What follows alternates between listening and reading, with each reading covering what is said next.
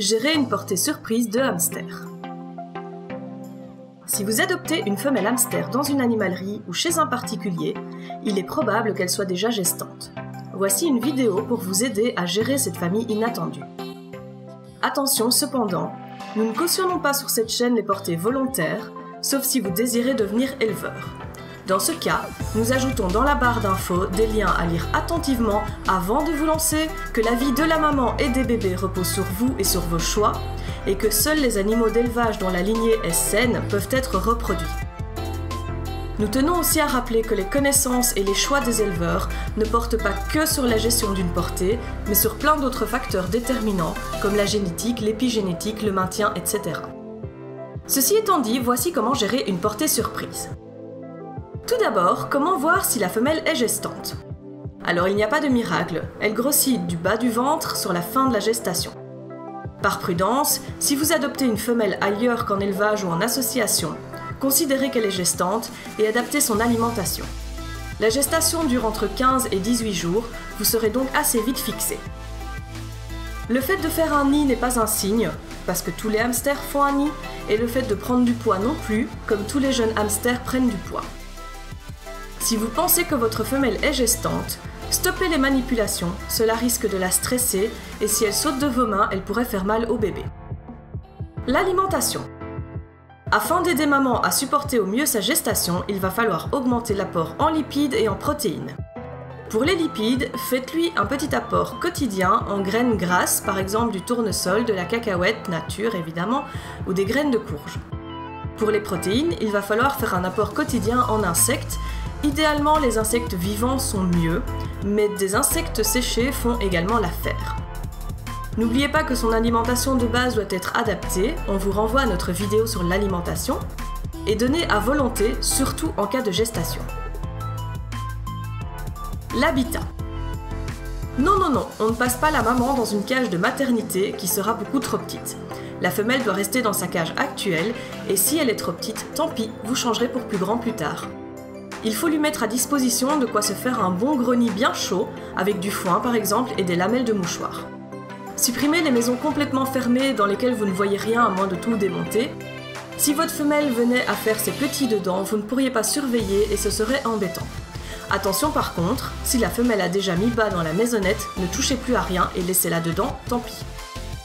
Si vous n'avez rien d'autre, laissez-la faire un nid elle-même en mettant une bonne couche de litière épaisse et beaucoup de matériaux pour le nid, elle se débrouillera très bien, même sans maisonnette. Placez dans la cage, légèrement enfouie dans la litière, une cuillère à soupe qui servira à pouvoir bouger légèrement au nid par la suite. La cuillère prendra l'odeur de la cage et ne distraira pas la femelle. Quand vous êtes sûr que la femelle est gestante, ne nettoyez plus la cage jusqu'à ce que les petits soient manipulables, c'est-à-dire qu'ils aient 14 jours. La mise bas. C'est maintenant que vous allez devoir assumer et vous allez comprendre que gérer une portée n'est pas simple. Premièrement, on ne touche plus à rien. Le cannibalisme chez les hamsters est extrêmement fort si le moindre stress apparaît. Sachez que votre femelle n'a pas encore confiance en vous puisque vous l'avez depuis peu et que la confiance vient au bout de plusieurs semaines voire plusieurs mois. Donc vous ne pouvez pas vous permettre d'agir comme un éleveur avec elle et ses petits. Si vous touchez un bébé ou même au nid, elle risque fort de tuer et manger le bébé en question. Lors de la mise bas, il y a du sang, c'est normal, pas de panique. La mère peut manger certains de ses petits, voire même parfois la totalité de sa portée, si elle estime que les conditions ne sont pas réunies pour élever une portée, qu'elle stresse, ou bien qu'elle n'est tout simplement pas prête. C'est souvent le cas pour une portée surprise, puisque la maman est très souvent trop jeune et que le début de la gestation s'est déroulé dans le stress de l'animalerie et la fin de la gestation dans le stress du changement d'environnement. Ne vous en inquiétez pas, mieux vaut que la maman supprime quelques bébés et survive, plutôt que de garder tous les bébés et mourir d'épuisement. On ne dérange jamais une femelle pendant la mise bas. Pas de bruit, pas de tapotage sur la cage, pas de grattage de litière, rien. On ne reste pas à côté de la cage pour regarder non plus, rien que de sentir votre présence va la faire stresser. Elle sera bien mieux seule, au calme. Si vous voyez que la mise bas est en train de se dérouler, laissez-la et revenez voir au bout de quelques heures. Et voilà, les bébés sont nés. Là encore, on ne touche à rien. Et ce, jusqu'à ce que les petits aient 14 jours. Assurez-vous que maman va bien, qu'elle mange, qu'elle boive. Assurez-vous que sa gamelle soit toujours pleine et que sa gamelle d'eau soit toujours pleine et propre, c'est tout. Pour le reste, c'est son boulot à elle, pas le vôtre. Ce sera le cas pendant encore 2 semaines. Les premiers jours, laissez-la au calme et ne restez pas trop à l'observer ou à lui parler. Au bout d'une petite semaine, elle sera un peu plus habituée à l'environnement et vous pourrez observer un petit peu plus, toujours sans rien toucher. À quel moment devez-vous intervenir? Il peut arriver qu'un petit meure plus tard et que la maman ne le mange pas.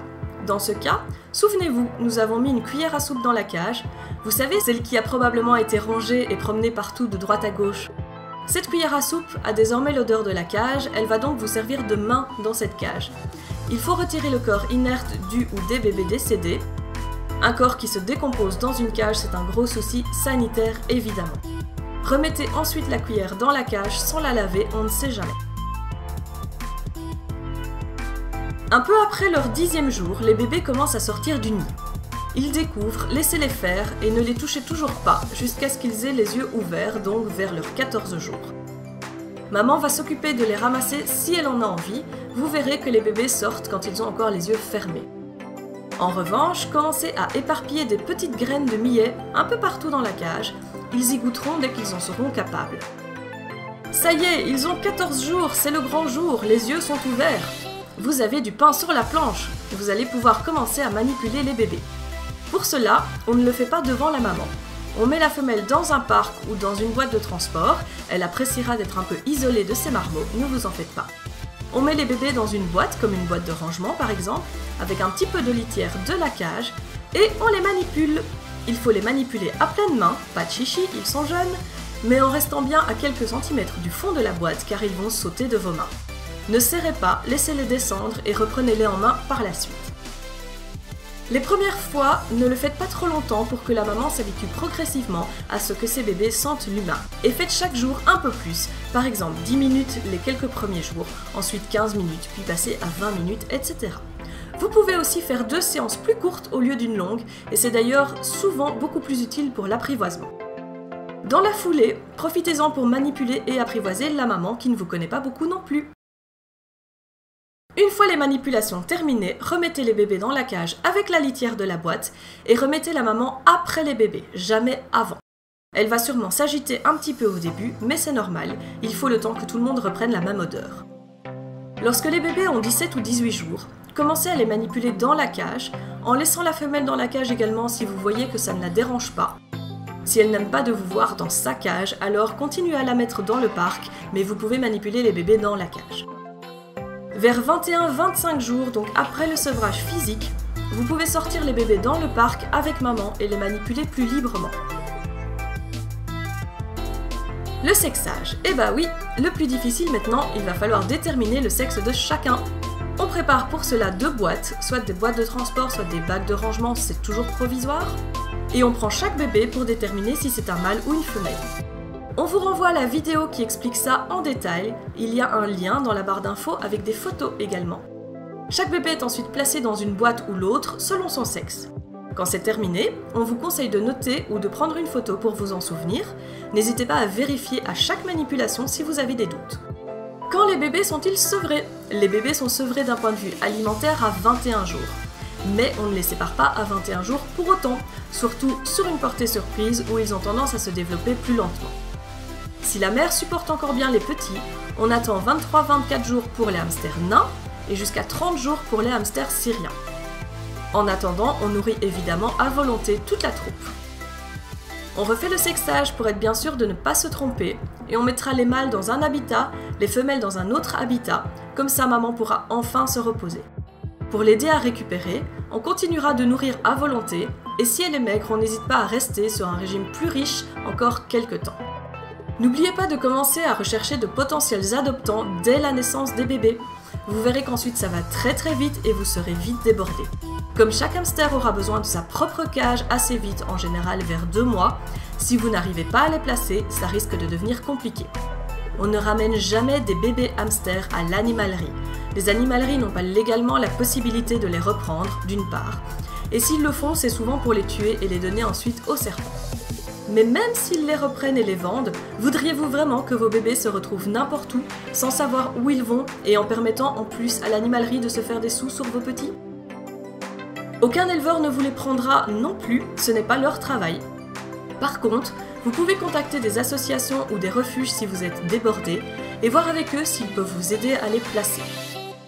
On ne donne jamais un hamster. Pour l'adoption, mettez les frais à quelques euros. Cela donne une valeur au petit, une assurance qu'il ne finira pas comme nourriture pour des serpents et que ce n'est pas un caprice. Enfin, ne les placez que chez des gens qui acceptent de répondre à leurs besoins. N'hésitez pas à demander des photos de l'habitat, de voir s'ils connaissent le rythme de vie des hamsters, etc. Voilà, la portée surprise est derrière vous. Rappelez-vous que même si c'est une expérience qui peut être parfois mignonne à vivre, quand ça se passe bien, la reproduction volontaire doit être laissée aux éleveurs avec des animaux dont on connaît la généalogie et qui vivront longtemps et en bonne santé.